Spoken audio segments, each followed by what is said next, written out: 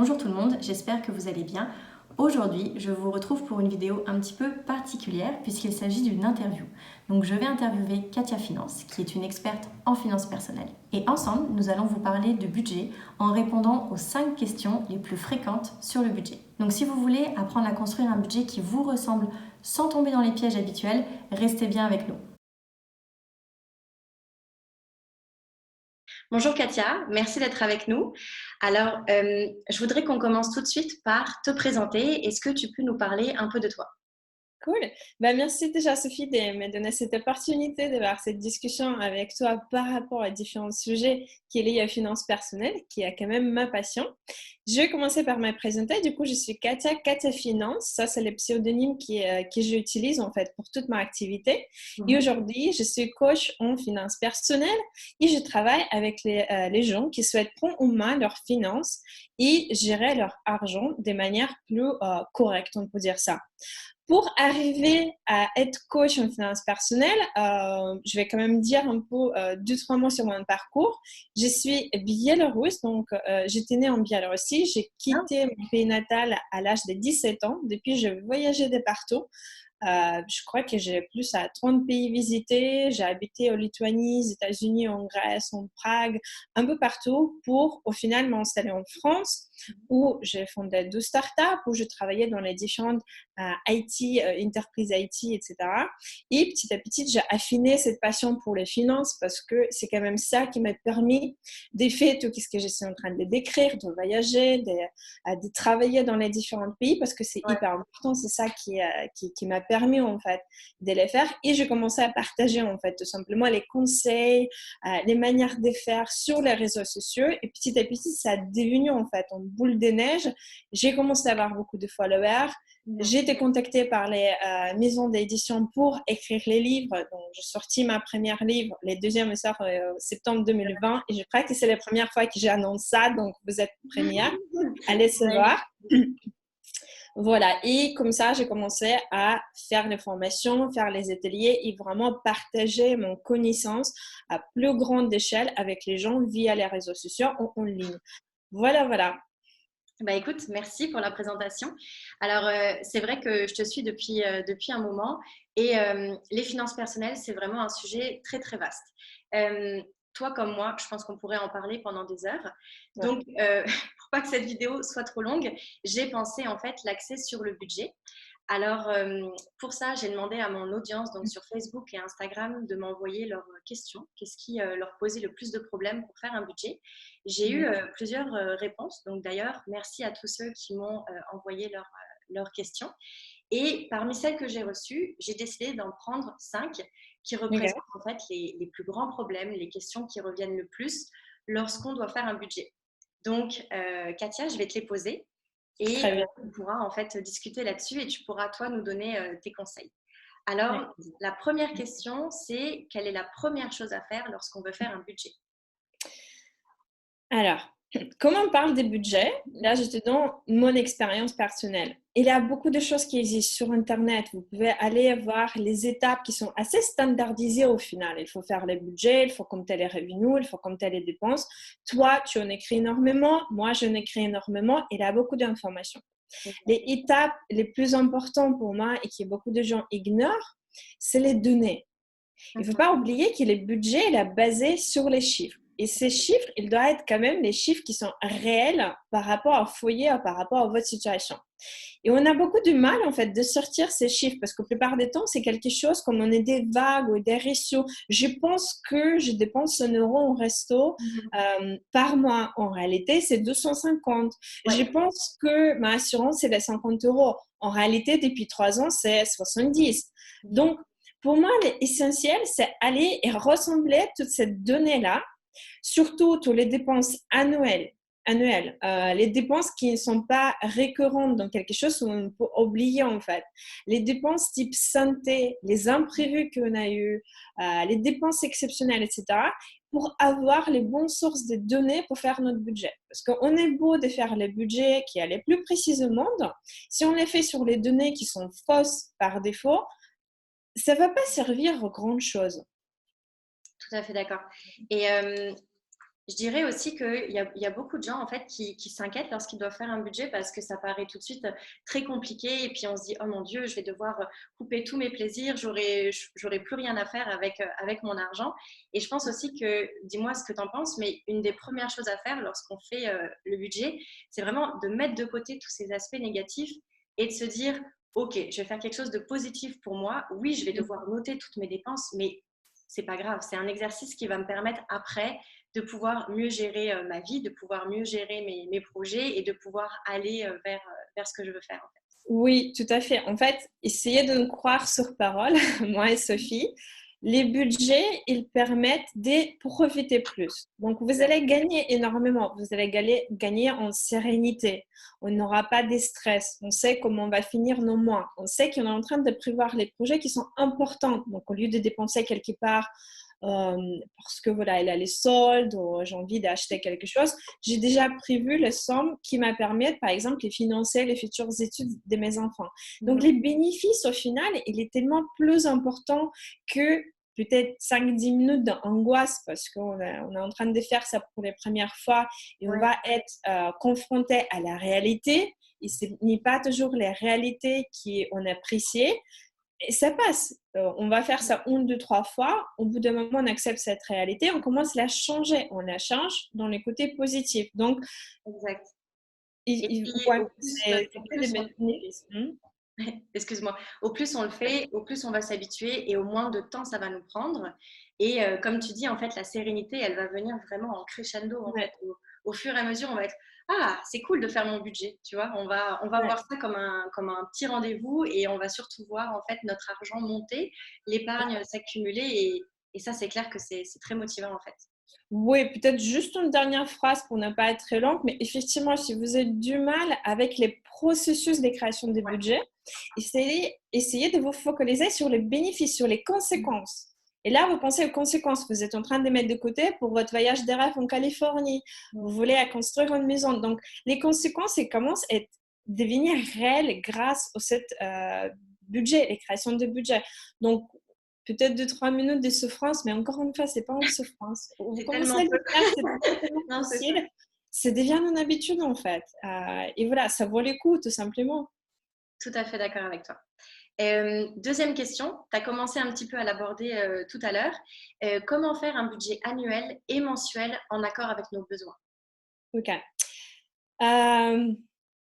Les manières de faire budget annuel et mensuel, c'est plus ou moins les mêmes étapes. On va rassembler les données, on va noter les dépenses, on va noter les revenus, etc. Les parties qui posent le plus des questions, en fait, je dirais, le plus de problèmes, surtout avec les gens avec qui je travaille, c'est les définitions de nos besoins et nos envies. Exact. Quels sont les besoins réels où on est influencé par quelqu'un, où on continue à dépenser par habitude, ou on fait quelque chose parce que c'est mon besoin réel. Tout simplement, si j'habite dans l'appartement en 4 pièces et on est deux et on n'utilise que peut-être 2 pièces maximum pour dormir et manger, est-ce que c'est mon besoin d'habiter dans l'appartement qui est si grand? Ou est-ce que c'est quelque chose qui était, voilà, en habitude, peut-être pas réfléchi, etc. Donc, je dirais ici, même avant qu'on commence à faire les budgets, on commence à réfléchir. Donc, le budget, ça passe beaucoup par les analyses. Encore une fois, on n'y peut pas construire les maisons s'il n'a pas les bonnes fondations. On doit créer cette fondation et ça passe par les analyses. Qu'est-ce que je veux? Qu'est-ce qui est plus important pour moi? Quels sont mes besoins? Pour quelqu'un qui a les idées très fortes sur la limitation bio, c'est un besoin d'acheter bio. C'est pas un plaisir. Non, exact. C'est pas un gaspille. Ça devient un besoin parce que c'est en fonction de mes valeurs, de mes croyances personnelles et c'est très fort en moi. Pour quelqu'un d'autre, manger bio, oui, c'est ça. Tout voilà. dépend de ce qu'on veut en fait dans la vie, de nos valeurs, de nos besoins et de nos objectifs, exact. Ouais. Tout à fait. Et jusqu'à les moments où on a commencé à réfléchir et peut-être poser les premières visions par écrit, si c'est plus simple pour vous, pour avoir les mots écrits quelque part, on ne sait pas comment construire le budget parce que si demain je dois décider est-ce que je vais mettre 100 euros par-ci ou par-là, comment je vais faire les choix si je ne suis pas claire qu'est-ce qui est plus important pour moi. si vous voulez les faire, je pense que les manières les plus simples, désolée, mais je vais quand même en parler. Les manières les plus simples, c'est justement analyser en fait vos achats. Essayez de penser quels sont les sentiments que vous avez eus pendant les achats et quelles sont les sensations qui sont venues une ou 2 semaines plus tard. J'ai eu les clients qui me disaient, par exemple, un bon massage. Certes, j'ai dépensé peut-être 50-60 euros, mais je les pensais venir pendant 2-3 semaines à venir. Donc, ça me nourrit en énergie et les émotions positives pendant des semaines. Par contre, les robes que j'ai achetées en solde, même si ça m'a coûté 20 euros, au bout de 5 minutes, ok, c'est une robe. Donc, une fois que vous connaissez qu'est-ce qui marche mieux pour vous, là, vous pouvez baser votre budget sur les besoins, sur plaisir, sur voilà, toute cette catégorie-là. Ouais. Et quel est le conseil que tu donnerais pour quelqu'un qui se dit, moi j'ai du mal à imaginer mon année? Tu lui dirais de faire quoi en fait pour justement l'aider à ne pas oublier des choses, de ce qui va se passer sur une année en fait? Je pense que les conseils que je donne à toutes les personnes avec qui je travaille, c'est que vous n'êtes pas des voyants, vous n'avez pas une boule magique, vous ne savez pas comment votre vie va tourner. Demain, vous allez divorcer. Enfin, non, je commence avec les négatifs. Vous allez avoir un mariage, vous allez avoir un bébé, vous allez peut-être divorcer, vous allez partir en voyage d'1 an, vous n'y savez pas. Donc, on assume cette côté humain que j'ai prévoir mon budget pour 1 an à venir en assumant que je vais avoir des erreurs. Et c'est même pas des erreurs, je m'exprime Oui, mal. ouais. Je n'y peux pas tout prévoir exactement. Donc, dès que j'assume que je peux faire les erreurs, encore une fois, c'est pas des erreurs, et c'est normal, on n'a plus de stress en fait. Et là, on commence justement à réfléchir qu'est-ce qui est le plus important pour moi. Donc demain, j'aurai peut-être des projets importants. Aujourd'hui, je ne sais pas quels sont les projets, mais je vais commencer à planifier un petit épargne pour les futurs projets importants. Je sais que dans les passés, j'ai eu des problèmes avec les imprévus. J'ai commencé à mettre de côté un peu pour ne pas avoir ce type de situation. Donc, je planifie par rapport à ma historique déjà et en voyant les choses des côtés positifs. Par exemple, moi, je mets toujours en budget voyage par défaut. Moi aussi. Peu importe si je vais partir ou Oui. pas, je sais que je vais voyager beaucoup. Donc, par défaut, j'ai ce budget-là. Et donc, les jours où je décide à partir, bah, j'ai déjà les sommes prévues et je pars sans se poser les questions, en fait. Oui, c'est ça. Et tu as tout de suite une épargne en fait pour répondre à ton besoin en fait. C'est ça Ouais. ou à ton envie. Et d'ailleurs, on peut enchaîner sur la troisième question puisque tu commençais à en parler. Comment est-ce que tu prévois les imprévus? Bah, notamment, les imprévus, on ne peut pas les prévoir, c'est les définitions des imprévus, mais on peut planifier en fait les conséquences économiques. Donc, je sais que dans ma vie, il peut m'arriver quelque chose, je dois avoir les sommes disponibles rapidement pour faire face aux ces imprévus. En fonction de ma situation, je vais parler de sommes qui sont plus importantes ou moins importantes. Si je suis mère au foyer avec 5 enfants, c'est pas le même niveau de sécurité qu'il me faut pour quelqu'un qui est dans les IT, célibataire et ingénieur informatique qui peut travailler le travail en 3 jours. J'exagère. Bien évidemment, si on est malade, dans tout cas, ça marche pas, le travail. Mais voilà, je pense que vous avez compris l'idée. On va planifier ça en avance. On prévoit cette somme en avance. On appelle d'ailleurs souvent les épargnes d'urgence ou les fonds d'urgence, l'épargne d'imprévu. Je prévois cette somme, elle est là, je ne la touche pas, je vis comme s'il n'existe pas. Et les jours où il m'arrive quelque chose, cette somme me permet de gagner du temps. Parce que ce n'est pas que les conséquences économiques la plupart du temps, parce que si j'ai les chaudières qui est cassée, je vais avoir les chaudières réparées. Si je suis en train de tomber en dépression parce que mon père ou ma mère ont mort, excuse-moi pour vraiment des mauvais exemples, mais ça arrive, c'est la vie en fait. Je m'en fous de la somme en fait. Il me faut du temps pour moi. Il me faut du temps pour peut-être me fermer quelque part dans l'appartement, avoir mon deuil, etc. Et cette somme, elle va me permettre d'acheter ce temps. Je vais peut-être prendre les vacances en solde si je n'ai pas de vacances. Je vais peut-être pas travailler si je suis freelance ou quelqu'un, voilà, entrepreneur, etc. Donc, cette somme me permet d'acheter ce temps. Et c'est comme ça que je gère l'imprévu, conséquences économiques et le reste en fait. Oui, exact. Et comme tu dis, en fait, parfois on s'imagine que derrière de l'argent, il y a juste de l'argent, mais en fait, derrière de l'argent, comme tu le dis si bien, il y a de la sérénité, il y a du temps et il y a beaucoup de choses positives pour nous. Donc, ne pas dépenser maintenant pour prévoir plus tard, peu importe ce que ça va être. en fait, ça va nous Ouais. apporter plein de conséquences positives, comme tu dis. Oui, c'est clair que monétairement, on va pouvoir s'assumer, mais aussi, on va pouvoir vivre sereinement, peu importe ce qui va nous arriver dans les imprévus. En fait. Oui, tout à fait. En fait, les buts principaux, je dirais, d'épargne de sécurité comme ça, c'est de ne pas dégrader votre niveau de vie. Ça veut dire Exactement. que peu importe qu'est-ce qui m'arrive, pas seulement j'assure cet imprévu financièrement, mais en parallèle, pendant le temps que je traite cet imprévu, si on parle d'imprévus vraiment importants, pas les chaudières qui ne tombent pas, mais peut-être perte d'emploi ou déménagement et on n'arrive pas à trouver des travail pendant 5, 6 mois, etc. C'est les imprévus. On a peut-être imaginé d'autres choses. Donc, je ne change pas mon niveau de vie. Je Mm. vis toujours au même niveau, je dépense toujours, mes enfants vont aller à la même école, Oui. je vais aller acheter, je sais pas, les mêmes types de nourriture, on n'est pas en train de serrer les ceintures et passer tout de suite niveau de vie à La très vie très bas. continue, en fait. Oui, C'est et sûr. pendant ce temps, je traite les imprévus jusqu'à les moments où j'arrive au même niveau que j'étais avant, voire même plus. Voilà, donc c'est les sentiments, c'est pas des stress, c'est les sérénités qu'on gagne en fait. Mhm.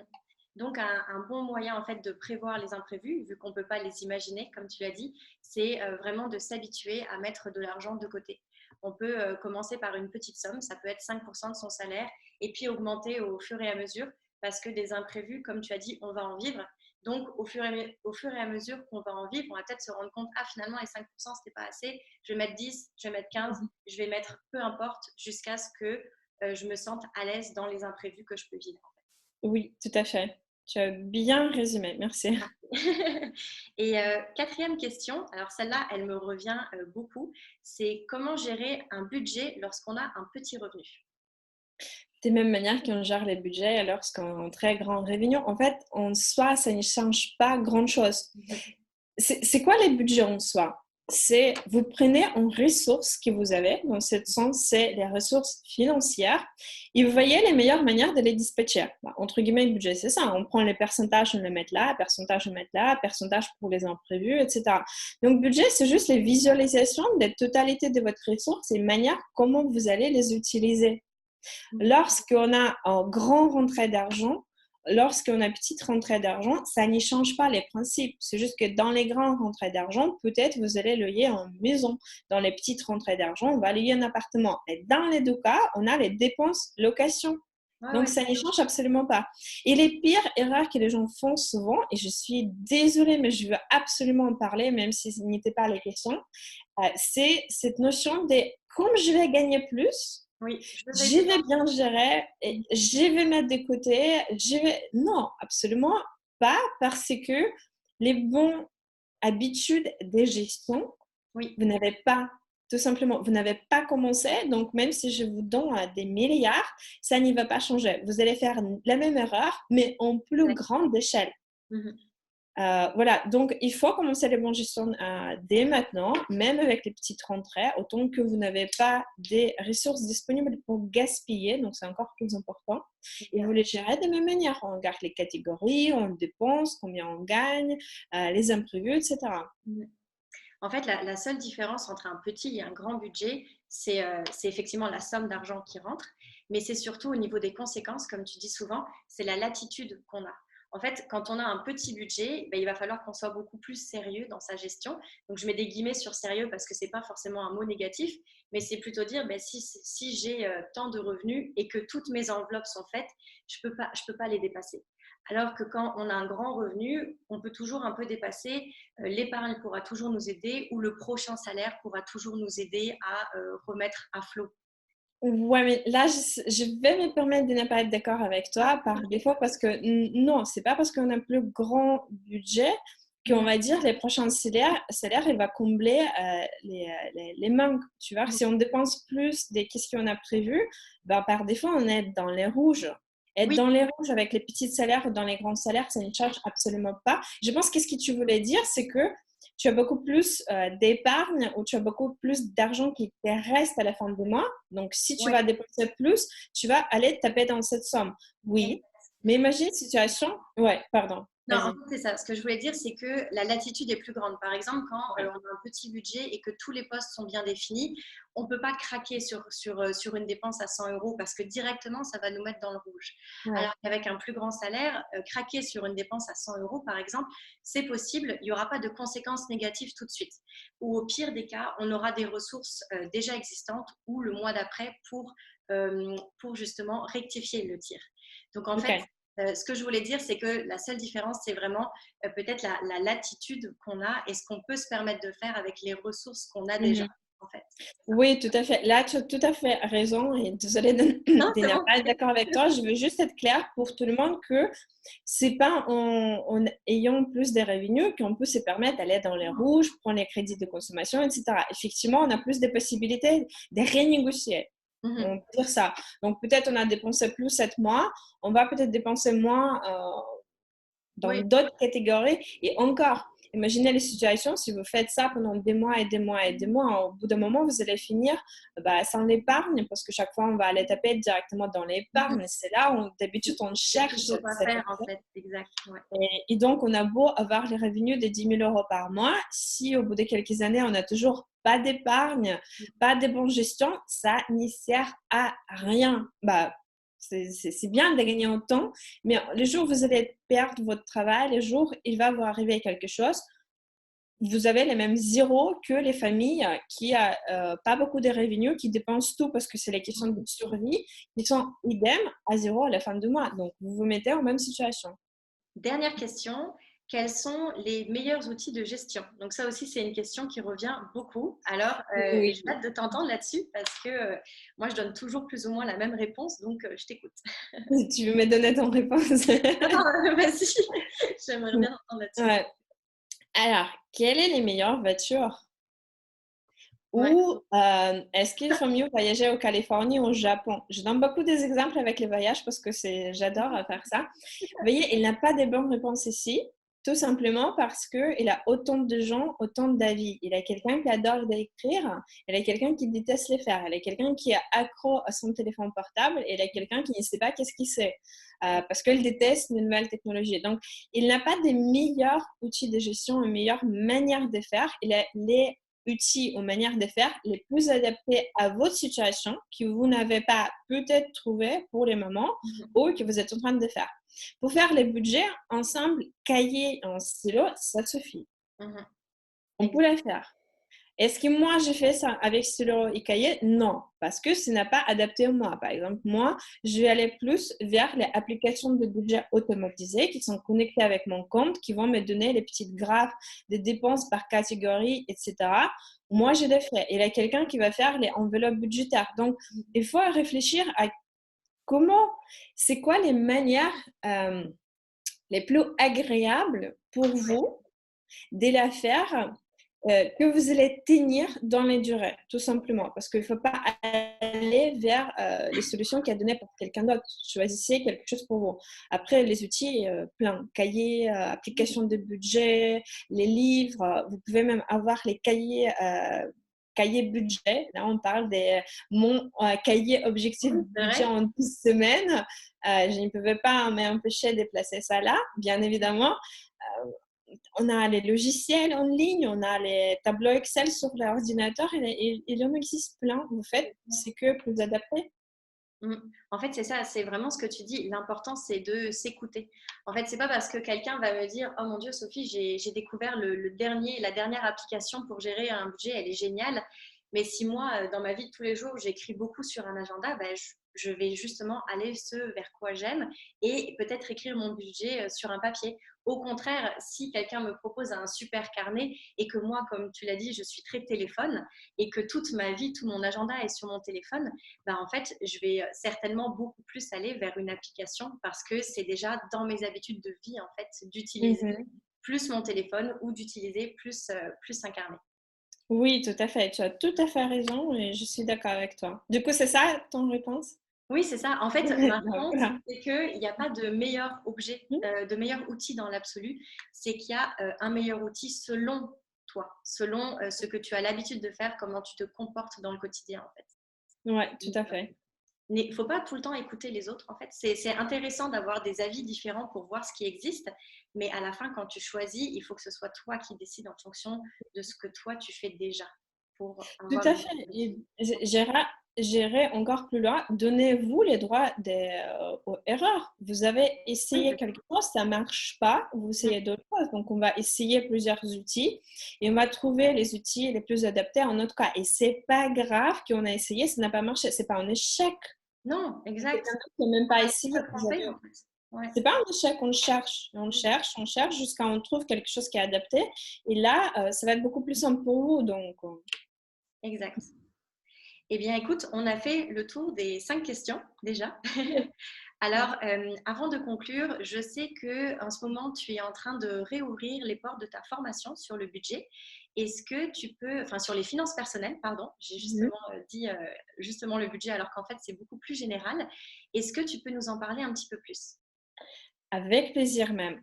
C'est vrai qu'en travaillant avec mes clients, j'ai m'ai rendu compte assez rapidement que la plupart du temps, les problèmes, c'est pas les outillages. Donc, le Ouais. budget, épargne, etc., c'est bien d'en parler, mais il faut aller beaucoup plus loin.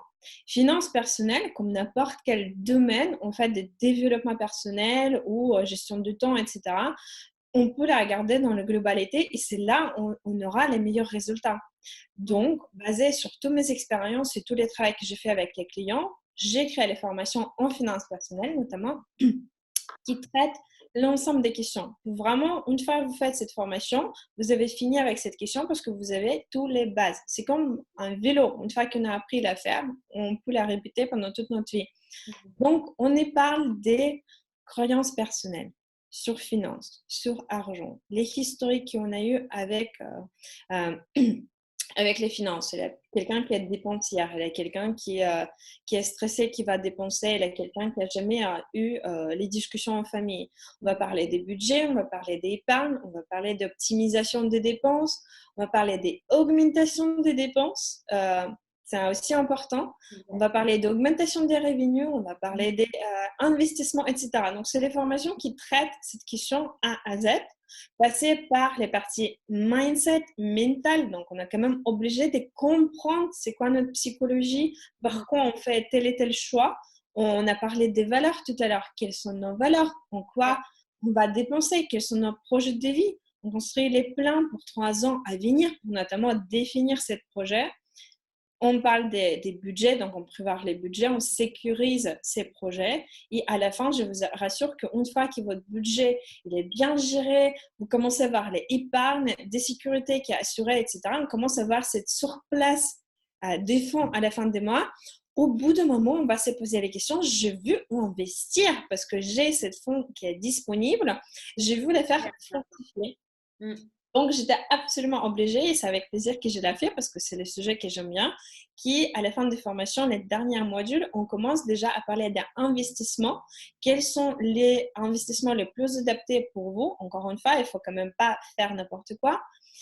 Comment pour investir? Qu'est-ce qu'on peut faire pour réduire les risques? Donc, c'est la totalité des sujets qu'on traite. C'est l'aventure des 6 semaines. Donc, on a 6 modules, un module par semaine. Et les prochains départs, c'est le 3 février. Donc, les formations ouvrent ses portes plusieurs fois dans l'année. Il n'est pas disponible, en fait, tous les temps. Parce que moi, je suis les personnes, des participants personnellement, on fait les coachings de groupe, on fait les formations ensemble pour bénéficier de cette dynamique de groupe. Et les prochaines ouvertures de part, c'est le 3 février. J'en suis hâte, honnêtement. Et voilà, ça s'annonce bien. Quand tu dis 6 semaines, en fait, c'est 6 semaines où vous êtes tous ensemble. Chaque semaine, vous travaillez sur les mêmes exercices et vous pouvez partager tout ça. C'est ça? Oui, tout à fait. Donc, pas seulement les gens vont travailler avec moi. Donc, tu as déjà toutes les passations de connaissances que je vais donner parce que c'est les vidéos avec les slides, avec les exercices. Donc, on a toujours les exercices à faire. C'est vraiment, c'est assez chargé. Ça ne prend pas beaucoup de temps, mais ça prend beaucoup de réflexion. Ouais. Mais en plus, on a cette levier de groupe. Vous allez voir des exemples des autres. Vous allez voir les manières de réfléchir pour les autres. Donc, faire les coachings, on va aborder les différents types. Par exemple, si on parle des croyances, on peut tous regarder les différents exemples. Et c'est l'effet qui est magique parce que c'est beaucoup plus riche en fait en information. Et c'est pour ça que je l'ai fait cadencé en fait. Tu as un module qui s'ouvre par semaine. On travaille cette module en profondeur pendant une semaine. Ensuite, il est à les prochaines. Donc, vous n'y pouvez pas voir l'ensemble des vidéos. C'est tout simplement interdit chez moi. Voilà, on a un module qui s'ouvre. Et c'est comme ça, aujourd'hui, j'en suis extrêmement fière. C'est dans les marchés, on a à peu près 80% de gens qui finissent jamais leur formation.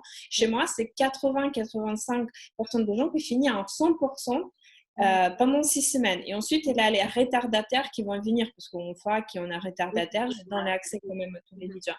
Donc, c'est comme ça que je vous, en fait, je vous force.